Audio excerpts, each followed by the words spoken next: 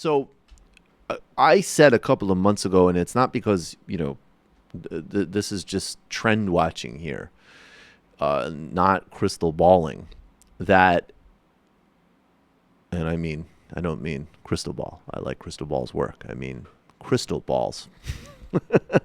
Remember, Crystal Ball? Remember her? I don't know. No, you don't. There was literally I think she's still, I don't know where she's at now, but she was a Democratic pundit on MSNBC. She literally was called Crystal Ball. I hope she didn't take offense to every time somebody said, "Let's crystal ball this." I mean the concept crystal ball, not the actual pundit. Yeah. Please don't take offense. That the alt-right and global white nationalists were all over the idea of land reform and expropriation without compensation in South Africa. Now, this has a long history, obviously, in South Africa, and it's a simple history for purposes of this. I'm going to go into this much more deeply on Friday on the Michael Brooks Show because we'll have more time. But obviously, look, South Africa was governed by an apartheid regime, which sort of didn't, I would say, fully, it transitioned in the late 80s and early 90s, and it ended, fully with the election of Nelson Mandela as president in 1994.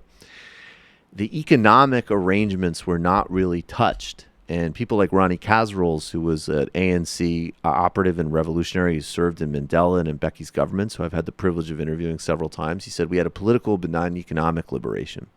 And that's one of the reasons that South Africa has had corruption problems, has ongoing security problems, and inequality.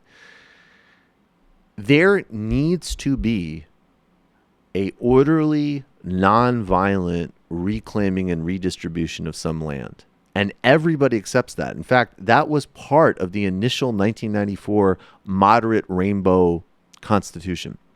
The ANC currently under Cyril Ramaphosa, who is a billionaire, and very much of the Davos set, is implementing a very modest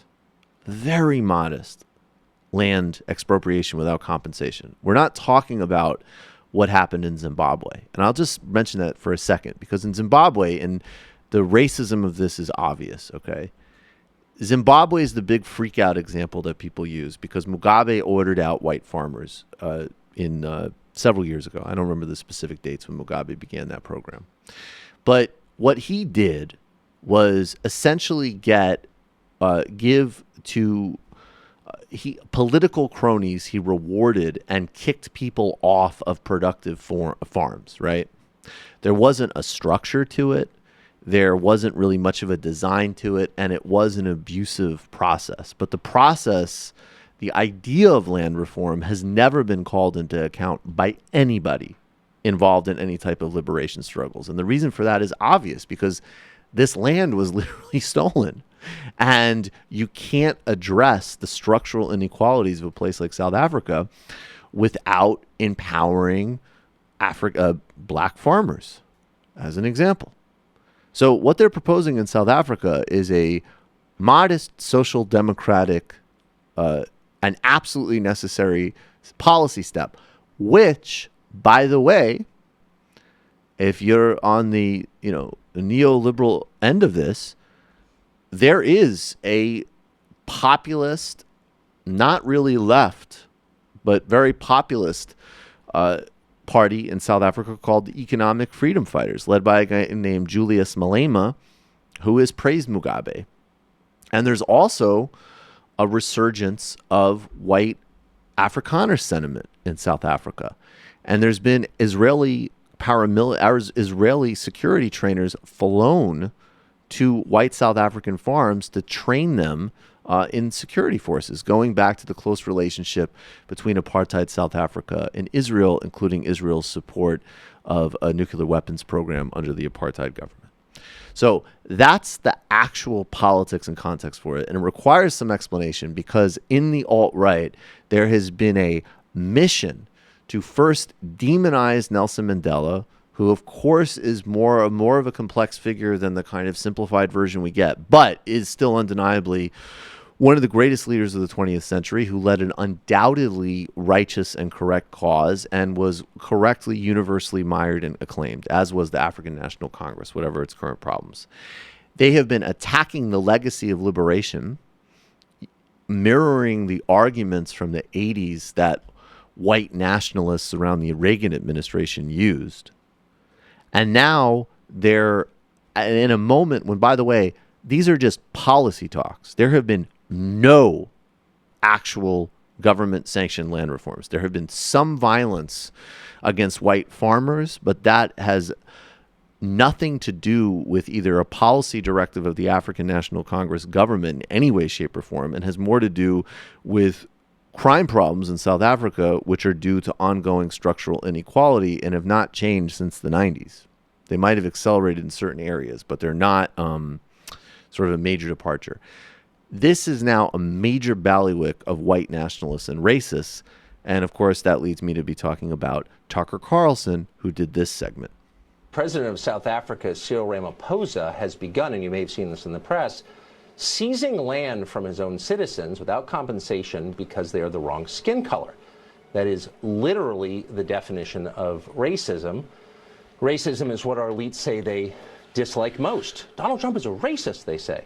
But they paid no attention to this at all. In fact, Ramaphosa is one of Barack Obama's favorite leaders in the world. In a speech just a few weeks ago, Obama praised him. He praised the racist government of South Africa and Ramaphosa by name for, quote, inspiring hope throughout the country. Does our current bureaucratic elite agree with that? So this is an insane, paranoid, and again, a demented read of a guy who has become, I believe, actually a billionaire when he was deployed by the ANC into the private sector. And the most salient critiques of Cyril Ramaphosa are things like his essentially being complicit, as far as I understand, in the Marikana massacre in 2012 when he was on a board of directors of a mining company where police killed striking miners. On Thursday in the Financial Times, Ramaphosa, and just want to underline, he outlined his land program in the Financial Times. He didn't write it for Counterpunch. It wasn't on a Posadas podcast. This was the Financial Times. He wrote, among the greatest obstacles to growth is the severe inequality between black and white South Africans. For the South African economy to reach its full potential, it is necessary significantly to narrow gaps in income, skills, assets, and opportunities. Okay, this is perfect centrist neoliberal discourse. Land ownership is one of the areas where this disparity is most devastating, he writes, citing the World Bank and listing it as the second biggest obstacle in fighting poverty after skills. That's the World Bank, another bastion of globalist communism. But, I say that in sarcasm. Look at the framing of that segment. Tucker is actually saying that. He is actually going not only alt-right, but John Bircher there, that institutions like the World Bank are communist. And so he explains that the ANC's, and I'm quoting now from a South African summary of this, the ANC's position on changing the constitutions to enable expropriation without compensation, saying that while the Constitution currently doesn't prohibit it, the ANC's views that an amendment would provide certainty and clarity. He emphasizes that the amendment would need to reinforce the fundamental principles of the property cause, including the prohibition of, quote, the arbitrary deprivation of property, and outline some instances where the expropriation without compensation might be justified. Listen to how unbelievably moderate this would actually be in practice. Unused land. This is Ramaphosa. Unused land, derelict buildings, purely speculative land holdings, or circumstances where occupiers have a strong historical rights and title holders do not occupy or use this land, such as labor tenancy, informal settlements, and abandoned inner-city buildings. Okay, not only are these policies right for South Africa, they should be implemented here. They should be implemented in the United Kingdom. They should be implemented everywhere.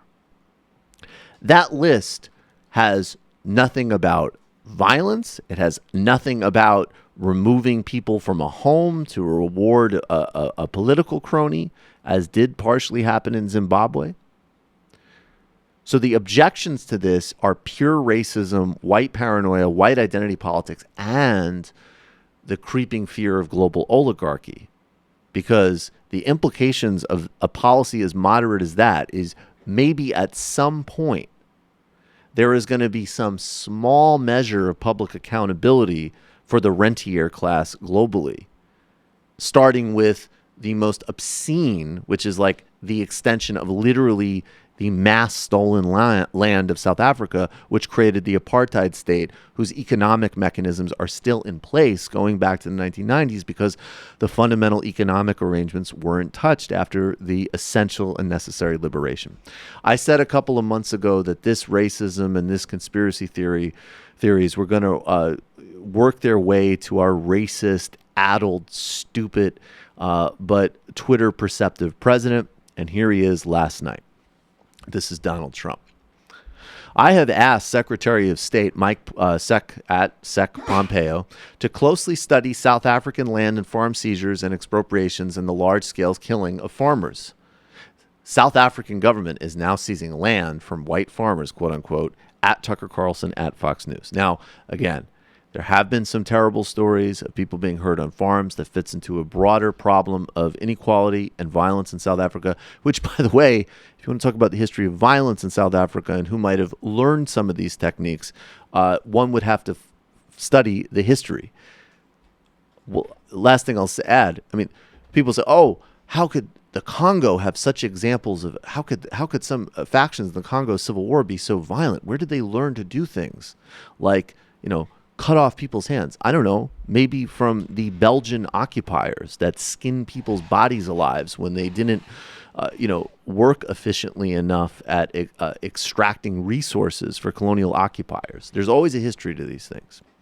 And once again, what Ramaphosa has outlined is, and I'll just quote one more time, unused land, derelict buildings, purely speculative land holdings, or circumstances where occupiers have a strong historical rights and title holders do not occupy or use this land, such as labor tenancy, informal settlements, and abandoned inner-city buildings.